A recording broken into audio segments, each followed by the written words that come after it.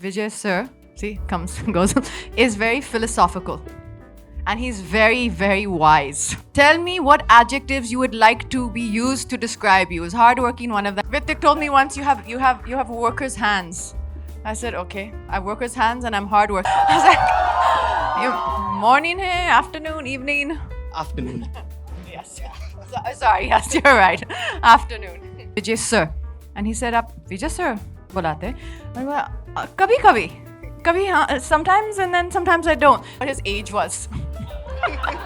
44. To decide, umar ke hisab se. I don't think he called me. I think like he said we had met. And then after that, I don't remember how, like what was the transaction that happened before like we actually met. All I know is us discussing this at my table, and my dining table, and we were chatting, and I think like I wasn't trying to force myself into a film because Sriram Raghavan. It felt like this could be a fit if we get it right. And I thought it was just a really, really incredible, intriguing story. You have to keep thinking for yourself that how can this be done? Because if I show him one way, and if I know that he doesn't have a preconceived idea in his head, if I also show him 4 other things, that could also be better and he might like it. So you have to really be you have to be fully present. You have to be fully present. Every cell in your body has to be thinking only about what's going on in the film. I feel in the beginning, I was far more fearless in my choices as an actor because there was no thought behind it. You just went exactly with that. You went with your gut feeling and you took everything as a challenge. Sometimes I feel that subconsciously as an actor, you can start trying to chase a hit film. And if you're okay, do I think this film has the potential to be a hit? Okay, will this film be a hit? If you're doing then that can sometimes cloud your judgment rather than just going on the sheer love of a character or a film. You don't make films for an empty cinema, right? We're making films for our audience. Without that support, without that love, you cannot make movies. So also understanding what it is that is resonating with the audience, what's resonating with people today in terms of emotions, in terms of stories, in terms of philosophy, in terms of the mood of the nation, the mood of people.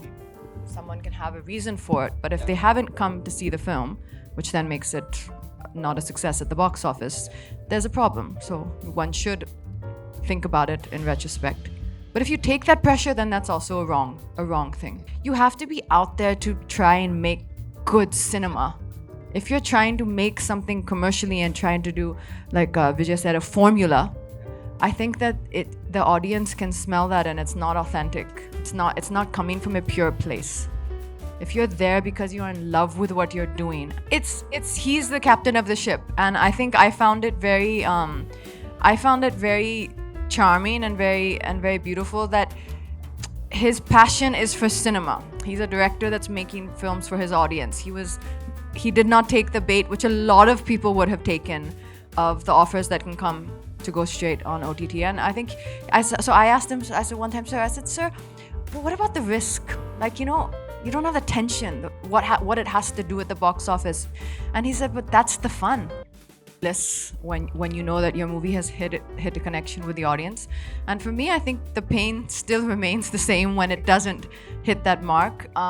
Except that it's just like a wound, like after a while, the scar is not as sensitive. So it's like, it's a wound that is still sensitive, but you're telling yourself that, oh, it's okay, rise above it, move forward, it's okay, I think it's a bit of convincing yourself to be brave, and across the board for anyone in life, right? There's ups and there's downs. But every time you do realize that, okay, maybe a film hasn't quite hit it with the audience, I still find it very, very painful. Sriram sir had possibly told people that they shouldn't talk too much to me on set. Varun Dhawan told this to me. He was asking me like, what's it like working with Sriram sir?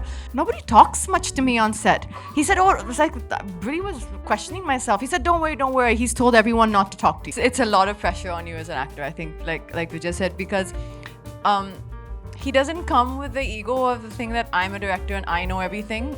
So he's giving you all that power, that show me what you think, show me what you can do. And so that it's all in my hands. Like, either I show him mediocre and he says, okay, or I show him something great and he's like, okay, great. What kind of dancer? I don't know, a dance, like a crazy, mad dance.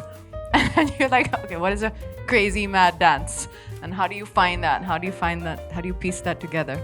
But I think it's the best school that you can do. Every actor will definitely learn and benefit and grow from doing a Sriram Raghavan film. Baby, describe me now. What am I like? Oh, you're hardworking.